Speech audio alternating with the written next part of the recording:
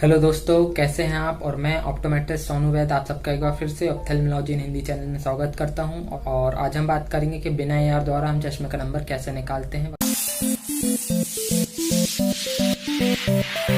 तो चलिए शुरू करते हैं कि बिना AR से हम चश्मे का नंबर कैसे निकालते हैं। तो उसके लिए हमें कुछ बातें जो जरूरी है वो समझ लेते हैं कि जो बच्चे और जो बुजुर्ग होते हैं वो हमेशा हाइपरमेट्रोपिक होते हैं। मतलब उनके जो डिस्टेंस विजन के एरर ऑफ रिफ्रैक्शन का करेक्शन नंबर या पावर होता है वह प्लस पावर का होता है। मतलब उनका जो चश्मे का नंबर होगा डिस्टेंस विजन का वह प्लस पावर का होगा, मतलब कॉन्वेक्स पावर का होगा। ठीक है। और जो एडल्ट होते हैं, जो जवान होते हैं, वो हमेशा मायोपिक होते हैं। मतलब उनके डिस्टेंस विजन के करेक्शन के लिए माइनस पावर का लेंस लगेगा, मतलब कॉनकेव पावर का लेंस लगता है वह लगेगा। ठीक है।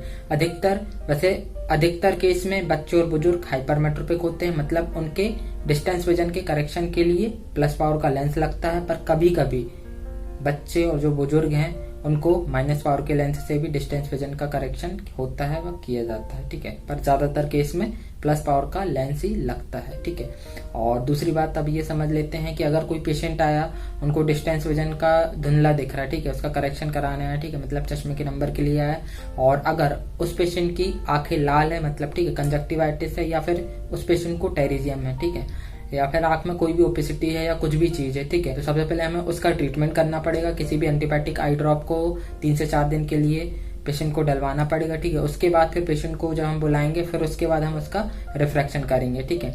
ये डिपेंड करता है कि कितने दिन में उसकी जो लाल आंख है वो ठीक हो जाती है। ठीक है। कभी 3 दिन के लिए अपन एंटीबायोटिक आई ड्रॉप चलाएंगे, कभी 5 दिन के लिए अगर ज्यादा लाल रही तो कभी 7 दिन। ठीक है। इस तरह से सबसे पहले हम उसके रेडनेस का ट्रीटमेंट करेंगे। फिर जब उसकी आई रेडनेस से ठीक हो जाएगी, मतलब वाइट हो जाएगी, नॉर्मल हो जाएगी, तब हम उसका जो डिस्टेंस विजन का करेक्शन है वो करेंगे, मतलब चश्मे का नंबर देंगे। और अगर किसी पेशेंट को मान लीजिए कि टेरिजियम हुआ, ठीक है, तो सबसे पहले हम उस पेशेंट का चश्मे का नंबर उस टाइम पे नहीं देते। पहले हम उसका जो टेरिजियम है उसकी सर्जरी करा के वो टेरिजियम को हटवाते हैं। ठीक है। पेशेंट को सर्जरी करवा के फिर उसका जो चश्मे का नंबर है वो देते हैं। ठीक है। इस तरह से जो हम टेरिजियम सर्जरी करने के बाद जो चश्मे का नंबर देते हैं वो सही व एकदम परफेक्ट होता है। क्योंकि अगर हम टेरिजियम के होते हुए अगर उसका चश्मे का नंबर देंगे तो जो टेरिजियम आपने देखा होगा कि स्क्लेरा से लेके कॉर्निया के ऊपर बढ़ता जाता है। ठीक है। जो मास है टेरिजियम का वो ग्रो करता जाता है, बढ़ता जाता है, बटरफ्लाई के आकार का होता है। ठीक है। तो वो बढ़ता जाता है। तो जैसे अगर कॉर्निया के ऊपर आएगा तो जो पेशेंट का जो विजन है वो इफेक्ट होता है, मतलब वो टेरिजियम होने के कारण कम रहेगा, मतलब उसका जो करेक्शन है वो परफेक्ट व सही नहीं हो पाएगा। इसलिए हमें अगर आंख में पेशेंट की कोई भी दिक्कत तो सबसे पहले उसका ट्रीटमेंट करना है, फिर उसके बाद ही चश्मे का नंबर देना है। और अब हम देखते हैं कि कैसे चश्मे का नंबर दें। तो सबसे पहले हम पेशेंट का विजन रिकॉर्ड करते हैं, विजन चेक करते हैं। ठीक है। उसके बाद ही हम डिसाइड करते हैं कि हमें क्या पावर लगेगा, क्या पावर लगाना चाहिए। तो ठीक है। तो मान लीजिए अगर किसी पेशेंट का जो विजन है 6/9 है, ठीक है, तब हमें इस कंडीशन में जो उसके करेक्शन का डिस्टेंस विजन के करेक्शन पावर है वो 0.50 लगेगा। मान लीजिए किसी पेशेंट का जो विजन है 6/9 है, तब उसका जो करेक्शन है, मतलब जो उसका चश्मे का नंबर है वो 0.50 रहेगा। ठीक है। अभी मैंने शुरू में बता दिया कि जो बच्चे और जो बुजुर्ग हैं वो हाइपरमेट्रोपिक होते हैं, मतलब उनके जो चश्मे का नंबर है डिस्टेंस विजन के वो प्लस पावर का होता है। तो अगर उनका जो विजन है 6/9 रहा तब उनका जो चश्मे का नंबर है प्लस 0.50 होगा। ठीक है। और अगर जो पेशेंट है वो एडल्ट है, जवान है, ठीक है, तो उनका अगर 6/9 विजन रहा तब उनको माइनस 0.50 पावर का स्पेरिकल पावर लगेगा, मतलब तब उनको 0.50 स्पेरिकल पावर लगेगा उनके डिस्टेंस विजन के करेक्शन के लिए। इसी तरह से मान लीजिए किसी पेशेंट का जो विजन है 6/12 रहा तब हम उसके करेक्शन के लिए 0.75 स्पेरिकल पावर लगाते हैं। ठीक है। और उसके बाद अगर किसी पेशेंट का जो विजन है 6/18 रहा तब हम उसके लिए 0.75 से लेके माइनस या +1 का पावर लगाते हैं, स्पेरिकल पावर लगाते हैं। ठीक है। और इसी तरह से अगर किसी पेशेंट का जो विजन है 6/36 रहा तब हम 1 से लेके 1.25 का पावर लगाते हैं। और किसी पेशेंट का विजन 6/60 रहा, ठीक है, तब हम इस कंडीशन में +1.75 से लेके या ±1.75 से लेके ±2 तक का जो लेंस लगाते हैं, 2 या 2.50 तक का। ठीक है। इस तरह से हम जो पेशेंट का विजन के हिसाब से जो उसका एरर ऑफ रिफ्रैक्शन का करेक्शन है वो करते हैं, मतलब चश्मे का नंबर देते हैं। और किन को हम प्लस देते हैं, किन को माइनस देते हैं, वो अभी मैंने बताया कि बच्चे और जो बुजुर्ग हैं वो हाइपरमेट्रोपिक होते हैं, मतलब उनके जो चश्मे का नंबर है प्लस पावर में रहेगा, और जो एडल्ट हैं, जो जवान हैं, उनको माइनस पावर के लेंस देते हैं। ठीक है, इसके बाद भी जब हमने करेक्शन कर दिया पर पेशेंट बोलेगा कि हमें अभी भी धुंधला दिख रहा है, तो तब आप देखिएगा कि पेशेंट ने बोला कि हमको करेक्शन होने के बाद विजन 6/6 तो हुआ, ठीक है, जितना भी विजन था उसका जो एरर था, ठीक है, उसका जो करेक्शन हमने किया जो भी स्फेरिकल पावर से, ठीक है, उसके बाद भी पेशेंट का विजन 6/6 या 6 या 9 हुआ, 6/9 रहा, ठीक है। उसके बाद ही पेशेंट बोलेगा कि हमें उतनी क्लियरिटी नहीं दिख रही है, ठीक है, उतना साफ नहीं दिख रहा है, तो तब आप समझना कि इस कंडीशन में पेशेंट का सिलेंडर पावर भी लगेगा। और अब आप सिलेंडर पावर कैसे लगाएंगे, तो सिलेंडर पावर लगाने के लिए कि आप इसके लिए भी कुछ बातें हैं जो हम बता देते हैं कि जो सिलेंडर पावर है, ठीक है, अगर माइनस पावर को किसी को सिलेंडर लगा है तो अभी हमारे पास AR तो है नहीं, तो हमें ऐसे ही लगाना है। तो उसके लिए जो माइनस पावर का सिलेंडर होता है वो हमेशा अधिकतर देखना आप 90 डिग्री पर लगता है या 90 डिग्री के आसपास लगता है, ठीक है। और जो अगर किसी पेशेंट को प्लस पावर का सिलेंडर लग रहा है, ठीक है, तो उसका जो एक्सेस है वो 180 डिग्री या 180 डिग्री के आसपास होती है। तो इस तरह से हमें सिलेंडर पावर भी लगा के चेक करना है। और विजन के हिसाब से हम सिलेंडर पावर भी लगाएंगे। अगर जैसे 6/9 रहा तो हम 0.2550 कुछ इतना लगाएंगे, है ना, सिलेंडर पावर, और लगा के पेशेंट से पूछते जाएंगे कि आपको किस में ज़्यादा अच्छा दिख रहा है, ठीक है। 90 से शुरू करेंगे, 90 से 70, 80 या फिर यहाँ से 100, 110, 120 ऐसे करके हर एक्सेस में पूछते जाएंगे कि आपको किस में ज़्यादा साफ दिख रहा है, ठीक है। और इसी तरह से अगर किसी पेशेंट को सिर्फ सिलेंडर लग रहा है, अगर हेडेक की कंप्लेन लेके अगर पेशेंट आता है कि हमें सिर दर्द हो रहा है, तो आप ये नोटिस कीजिएगा, पेशेंट से पूछिएगा कि आपको कंप्लेन कैसी होती है। कोई भी चीज आप जब देखते हैं तो वो चीज धुंधली दिखती है या आड़ी तिरछी दिखती है या फिर कलरफुल दिखती है, मतलब रंग बिरंगी टाइप की तो नहीं दिखती, इंद्रधनुष टाइप की तो नहीं दिखती। अगर ऐसा कुछ दिखती है तो आप समझिएगा, या ये पूछिएगा कि जो आप लाइट देखते हैं वो ज्यादा ही कलरफुल दिखती है क्या। तब आप ये नोटिस कीजिएगा कि उसको जो कर्वेचर उसका कॉर्निया का वो थोड़ा सा एबनॉर्मल होता है, जिसके करेक्शन के लिए, मतलब वो पेशेंट एस्टिग्मेटिज्म का होता है, जिसके करेक्शन के लिए हम सिलेंडर पावर का यूज करते हैं। मतलब एस्टिग्मेटिज्म पेशेंट के एरर ऑफ रिफ्रैक्शन का करेक्शन हम सिलेंडर पावर से करते हैं। तब हम उस पेशेंट को सिर्फ सिलेंडर पावर लगाते हैं, उसके विजन के हिसाब से हम सिलेंडर पावर को थोड़ा थोड़ा बढ़ाते जाते हैं, ठीक है। इस तरह से हम जो पेशेंट का बिना AR के द्वारा रिफ्रैक्शन करते हैं वह किया जाता है, ठीक है। और अब इसी के बाद बात आती है कि ये तो डिस्टेंस विजन का हो गया, ठीक है। और अब नियर विजन का, तो नियर विजन हमेशा आप ये याद रखिए कि जो 40 साल के बाद जो सिलेरी मसल्स होती हैं, ठीक है, वो धीरे धीरे वीक होने लगती है। और जो लेंस का लचीलापन होता है, ठीक है, मतलब लेंस कन्वर्ज और डाइवर्ज होना, लेंस का फैलना और सिकुड़ना, वो धीरे धीरे कम होने लगता है।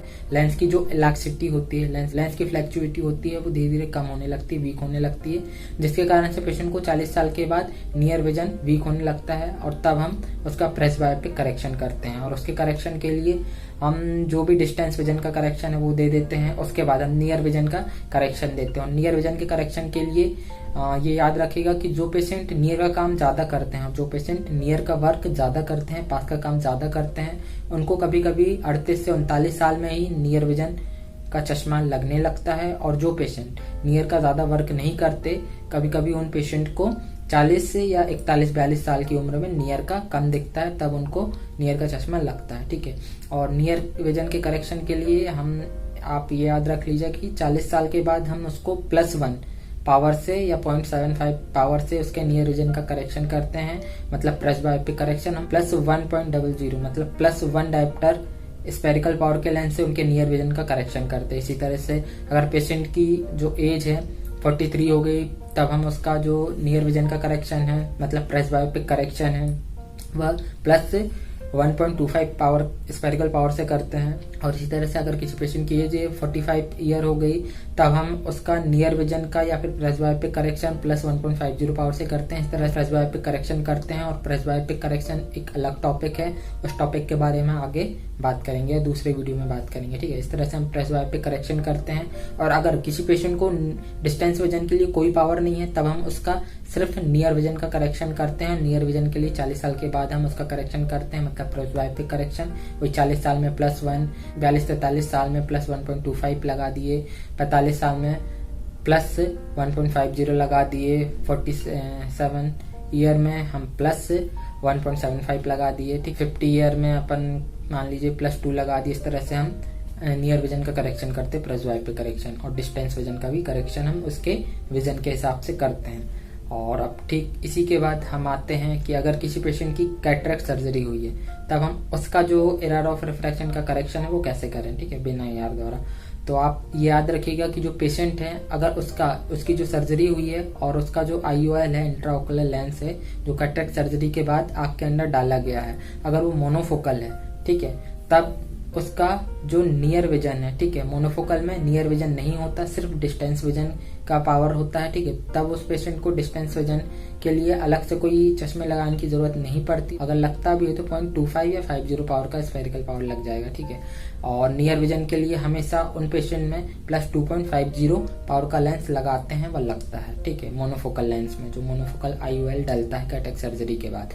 और आप ये याद रखिएगा कि जो कैटरेक्ट सर्जरी है, ठीक है, वो तो एज रिलेटेड होता है ये कैटरेक्ट, ठीक है, और कई बार एज रिलेटेड नहीं भी होता। मतलब जो लोग जैसे वेल्डिंग का काम करते हैं, ठीक है, या फैक्ट्री वगैरह कारखाने में काम करते हैं, तब वहाँ की जो रेडिएशन होती है, हानिकारक रेज होती है, उस रेज के कारण भी उनको कैटरेक्ट हो जाता है। या फिर किसी व्यक्ति को किसी दवाई का रिएक्शन हो गया, इन्फेक्शन हो गया, जिसके कारण से उसको कैटरेक्ट हो जाता है, ठीक है, BP शुगर के कारण भी कैटरेक्ट होता है। तो उसके कारण जो कैटरेक्ट हुआ है उसका ऑपरेशन कई बार यंग पेशेंट में भी करना पड़ता है, ठीक है। तो आप ये याद रखिएगा कि अगर जैसे मान के चलिए किसी 25 साल वाले व्यक्ति का कैटरेक्ट ऑपरेशन हुआ है और उनको मोनोफोकल लेंस डला है, तब उसका जो नियर विजन का करेक्शन है वो हमें +2.50 पावर के लेंस से ही करना पड़ेगा, वो करते हैं, ठीक है। अधिकतर केस में +2.50 कैटरेक्ट सर्जरी के बाद मोनोफोकल IOL वाले लेंस को +2.50 नियर विजन के करेक्शन के लिए देते हैं। कभी कभी प्लस से 2.75 देते हैं, ठीक है, नहीं तो 2.50 ही लगता है, ठीक है। मेरा बताने का मतलब सिर्फ ये है कि जो कैटरेक्ट है वो एज रिलेटेड तो होता ही है, जिसको सेनाइल कैटरेक्ट कहते हैं, पर कभी कभी जो कैटरेक्ट है वो कम एज में भी हो जाता है, मतलब एज के पहले भी हो जाता है।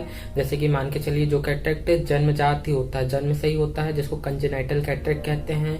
और कभी कभी जो लोग वेल्डिंग का वर्क करते हैं, तब वेल्डिंग के वर्क करते समय जो चिंगारी निकलती है उसको देखने के कारण भी उन व्यक्ति को कैटरेक्ट हो जाता है। और कभी कभी जो लोग किसी कारखाने, प्लांट वगैरह में काम करते हैं, तब वहाँ की जो हानिकारक रेडिएशन होती है, हानिकारक रेज होती है, उसके आंख में पड़ने के कारण भी उनको कैटरेक्ट हो जाता है। और कभी कभी किसी व्यक्ति को BP शुगर बढ़ने के कारण भी कैटरेक्ट होता है, किसी को किसी मेडिसिन के ज्यादा खाने के चलते, उसके साइड इफेक्ट के चलते भी उनको कैटरेक्ट हो जाता है।